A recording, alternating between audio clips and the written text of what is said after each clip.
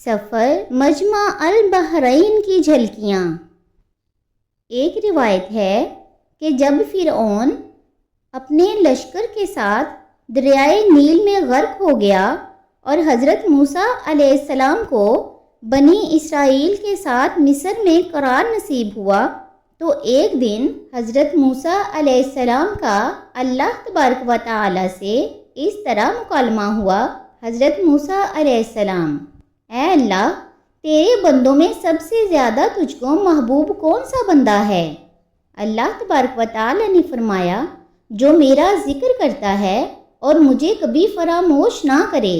حضرت موسیٰ علیہ السلام نے کہا، سب سے بہتر کرنے والا کون ہے؟ تو اللہ تبارک و تعالی نے فرمایا، جو حق کے ساتھ فیصلہ کرے اور کبھی بھی خواہش نفسانی کی پیروی نہ کرے۔ حضرت موسیٰ علیہ السلام نے عرض کی، تیرے بندوں میں سب سے زیادہ علم والا کون ہے؟ اللہ تبارک و تعالی نے فرمایا، جو ہمیشہ اپنے علم کے ساتھ دوسروں سے علم سیکھتا رہے، تاکہ اس طرح اسے کوئی ایک ایسی بات مل جائے جو اسے ہدایت کی طرف رہنمائی کرے یا اس کو ہلاکت سے بچا لے۔ تو حضرت موسیٰ علیہ السلام نے عرض کی، اگر تیرے بندوں میں کوئی مجھ سے زیادہ علم والا ہو تو مجھے اس کا پتہ بتا دے۔ اللہ تبارک و تعالی نے فرمایا، خضر تم سے زیادہ علم والے ہیں۔ حضرت موسیٰ علیہ السلام نے عرض کی، میں انہیں کہاں تلاش کروں؟ اللہ تبارک و تعالی نے فرمایا، ساحل سمندر پر چٹان کے پاس۔ حضرت موسیٰ علیہ السلام نے عرض کی، میں وہاں کیسے اور کس طرح پہنچوں؟ تو اللہ تبارک و تعالی نے فرمایا، تم ایک ٹوکری میں ایک مچھلی لے کر سفر کرو، جہاں وہ مچھلی گم ہو جائے بس وہیں خضر سے تمہاری ملاقات ہوگی۔ اس کے بعد حضرت موسیٰ علیہ السلام نے اپنے خادم اور شاگرد حضرت یوشع بن نون بن افراہیم بن یوسف علیہ السلام کو اپنا رفیق سفر بنا کر مجمع البحرین کا سفر فرمایا۔ حضرت موسیٰ علیہ السلام چلتے چلتے جب بہت دور چلے گئے تو اس جگہ سو گئے۔ اسی جگہ مچھلی ٹوکری میں تڑپ کر سمندر میں کود گئی، اور جس جگہ پانی میں ڈوبی وہاں پانی میں ایک سوراخ بن گیا۔ حضرت موسیٰ علیہ السلام نیند سے بیدار ہو کر پھر چلنے لگے۔ جب دوپہر کے کھانے کا وقت ہوا تو آپ علیہ السلام نے اپنے شاگرد حضرت یوشع بن نون علیہ السلام سے مچھلی طلب فرمائی، تو انہوں نے عرض کیا کہ چٹان کے پاس جہاں آپ سو گئے تھے مچھلی کود کر سمندر میں چلی گئی اور میں آپ کو بتانا بھول گیا۔ آپ علیہ السلام نے فرمایا کہ ہمیں تو اس جگہ کی تلاش تھی۔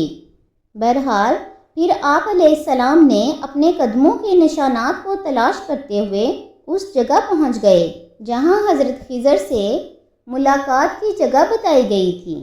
وہاں پہنچ کر حضرت موسیٰ علیہ السلام نے دیکھا کہ ایک بزرگ کپڑوں میں لپٹے ہوئے بیٹھے ہیں۔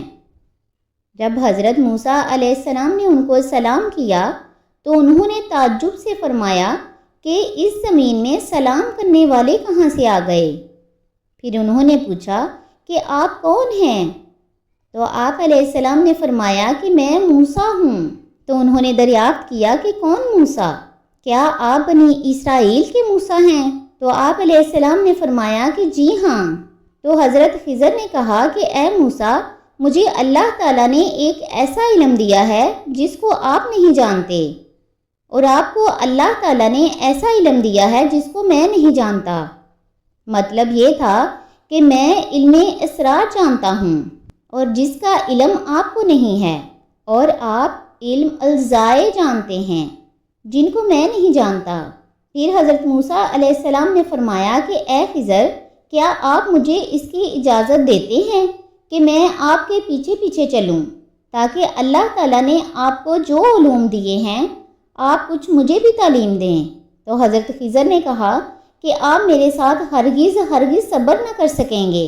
حضرت موسیٰ علیہ السلام نے فرمایا کہ میں انشاءاللہ تعالی صبر کروں گا اور ہرگز کبھی بھی کوئی نافرمانی نہیں کروں گا۔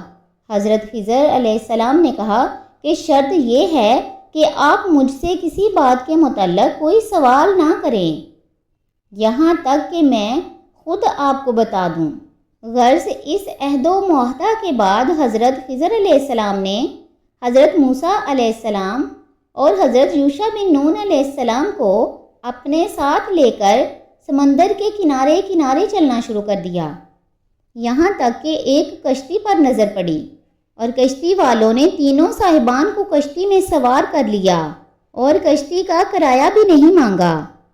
جب یہ لوگ کشتی میں بیٹھ گئے تو حضرت خضر علیہ السلام نے اپنے تھیلے میں سے کلہاڑی نکالی اور کشتی کو پھاڑ کر اس کا ایک تختہ نکال کر سمندر میں پھینک دیا۔ یہ منظر دیکھ کر حضرت موسیٰ علیہ السلام برداشت نہ کر سکے اور حضرت خضر علیہ السلام سے یہ سوال کر بیٹھے۔ ترجمہ: کیا آپ نے کشتی پھاڑ دی جس کا نتیجہ یہ ہوگا کہ کشتی والے غرق ہو جائیں گے؟ یہ آپ نے بہت برا کام کیا۔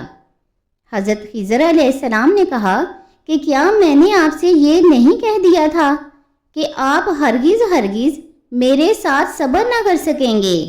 حضرت موسیٰ علیہ السلام نے معذرت کرتے ہوئے فرمایا کہ میں نے بھول کر سوال کر دیا، لہٰذا آپ میری بھول پر میری گرفت نہ کیجیے اور میرے کام میں مشکل نہ ڈالیے۔ پھر یہ حضرات کچھ دور آگے کو چلے تو حضرت خضر علیہ السلام نے ایک نابالغ بچے کو دیکھا جو اپنے ماں باپ کا اکلوتا بیٹا تھا۔ حضرت خضر علیہ السلام نے گلا دبا کر اور زمین پر پٹک کر اس بچے کو قتل کر ڈالا۔ یہ ہوش ربا خونی منظر دیکھ کر حضرت موسیٰ علیہ السلام میں صبر کی تاب نہ رہی اور آپ علیہ السلام نے ذرا سخت لہجے میں حضرت خضر علیہ السلام سے کہہ دیا کہ کیا آپ نے ایک ستھری جان بغیر کسی جان کے بدلے قتل کر دی؟ بلا شبہ آپ نے بہت ہی برا کام کر ڈالا ہے۔ سورہ کہف رکوع نمبر 10۔ حضرت خضر علیہ السلام نے پھر یہی جواب دیا کہ کیا میں نے آپ سے یہ نہیں کہہ دیا تھا کہ آپ ہرگز ہرگز میرے ساتھ صبر نہ کر سکیں گے؟ حضرت موسیٰ علیہ السلام نے فرمایا کہ اچھا، اب اگر اس کے بعد میں آپ سے کچھ بھی پوچھوں تو آپ میرے ساتھ نہ رہیے گا۔ اس میں شک نہیں کہ میری طرف سے آپ کا کوئی عذر پورا ہو چکا ہے۔ پھر اس کے بعد ان حضرات نے ساتھ ساتھ چلنا شروع کر دیا، یہاں تک کہ یہ لوگ ایک گاؤں میں پہنچے اور گاؤں والوں سے کھانا طلب کیا، مگر گاؤں والوں میں سے کسی نے بھی ان صالحین کی دعوت نہیں کی۔ پھر ان دونوں نے گاؤں میں ایک گرتی ہوئی دیوار پائی تو حضرت خضر علیہ السلام نے اس میں عزم پڑھ کر اس دیوار کو سیدھی کر دیا۔ حضرت موسیٰ علیہ السلام گاؤں والوں کی بد اخلاقی سے بیزار تھے، آپ کو غصہ آ گیا، برداشت نہ کر سکے اور یہ فرما دیا کہ اگر آپ چاہتے تو اس کام کی مزدوری لے لیتے۔ سورہ کہف رکوع نمبر 11۔ یہ سن کر حضرت خضر علیہ السلام نے کہہ دیا کہ اب میرے اور آپ کے درمیان جدائی ہے اور جن چیزوں کو دیکھ کر آپ صبر نہ کر سکے ان کا راز میں آپ کو بتا دوں گا۔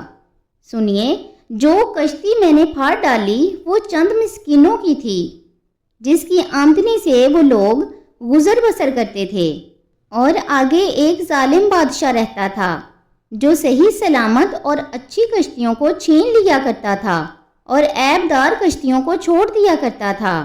تو میں نے جان بوجھ کر ایک تختہ نکال کر اس کشتی کو عیب دار کر دیا تاکہ ظالم بادشاہ کے غضب سے محفوظ رہے، اور جس لڑکے کو میں نے قتل کر دیا اس کے والدین بہت نیک اور صالح تھے، اور یہ لڑکا پیدائشی کافر تھا اور والدین اس لڑکے سے بے پناہ محبت کرتے تھے اور اس کی ہر خواہش پوری کرتے تھے۔ تو ہمیں یہ خوف و خطرہ نظر آیا کہ وہ لڑکا کہیں اپنے والدین کو کفر میں نہ مبتلا کر دے، اس لیے میں نے اس لڑکے کو قتل کر کے اس کے والدین کو کفر سے بچا لیا۔ اب اس کے والدین صبر کریں گے تو اللہ تبارک و تعالیٰ اس لڑکے کے بدلے میں اس کے والدین کو ایک بیٹی عطا فرمائے گا جو ایک نبی سے بیاہی جائے گی، اور اس سے ایک نبی پیدا ہوگا جو ایک امت کو ہدایت کرے گا۔ اور گرتی ہوئی دیوار کو سیدھی کرنے کا راز یہ تھا کہ یہ دیوار 2 یتیم بچوں کی تھی جس کے نیچے ان دونوں کا خزانہ تھا۔ ان دونوں کا باپ ایک صالح اور نیک آدمی تھا۔ اگر ابھی یہ دیوار گر جاتی تو ان یتیموں کا خزانہ گاؤں والے لے جاتے، اس لیے آپ کے پروردگار نے یہ چاہا کہ یہ دونوں یتیم بچے جوان ہو کر اپنا خزانہ نکال لیں، اس لیے ابھی میں نے دیوار کو گرنے نہیں دیا۔ یہ اللہ تبارک و تعالیٰ کی ان بچوں پر مہربانی ہے۔ اور اے موسیٰ، آپ یقین و اطمینان رکھیں کہ میں نے جو کچھ بھی کیا ہے اپنی طرف سے نہیں کیا ہے، بلکہ یہ سب کچھ اللہ تبارک و تعالیٰ کے حکم سے کیا ہے۔ اس کے بعد حضرت موسیٰ علیہ السلام اپنے وطن واپس لوٹ آئے۔ حضرت خضر علیہ السلام کا تعارف۔ حضرت خضر علیہ السلام کی کنیت ابو العباس اور نام بلیہ اور ان کے والد کا نام ملکان ہے۔ بلیہ سریانی زبان کا لفظ ہے، عربی زبان میں اس کا ترجمہ احمد ہے۔ خضر ان کا لقب ہے۔ خضر کے معنی سبز چیز کے ہیں۔ یہ جہاں بیٹھتے تھے وہاں آپ کی برکت سے ہری ہری گھاس اگ جاتی تھی، اس لیے لوگ ان کو خضر کہنے لگے۔ یہ بہت ہی عالی خاندان ہیں اور ان کے آباء و اجداد بادشاہ تھے۔ بعض عارفین نے فرمایا ہے کہ جو مسلمان ان کا اور ان کے والد کا نام اور ان کی کنیت یاد رکھے گا انشاءاللہ تعالی اس کا خاتمہ ایمان پر ہوگا۔ حضرت خضر علیہ السلام زندہ ولی ہیں۔ بعض لوگوں نے حضرت خضر کو نبی بتایا ہے، لیکن اکثر علماء کا قول یہ ہے کہ آپ ولی ہیں، اور جمہور علماء کا یہی قول ہے کہ آپ اب بھی زندہ ہیں اور قیامت تک زندہ رہیں گے، کیونکہ آپ نے آب حیات پی لیا ہے۔ آپ کے گرد بکثرت اولیاء کرام جمع رہتے ہیں اور فیض پاتے ہیں۔ تفسیر ساوی میں لکھا ہے کہ حضرت خضر حضور نبی کریم علیہ السلام کی زیارت سے مشرف ہوئے ہیں، اس لیے یہ صحابی بھی ہیں۔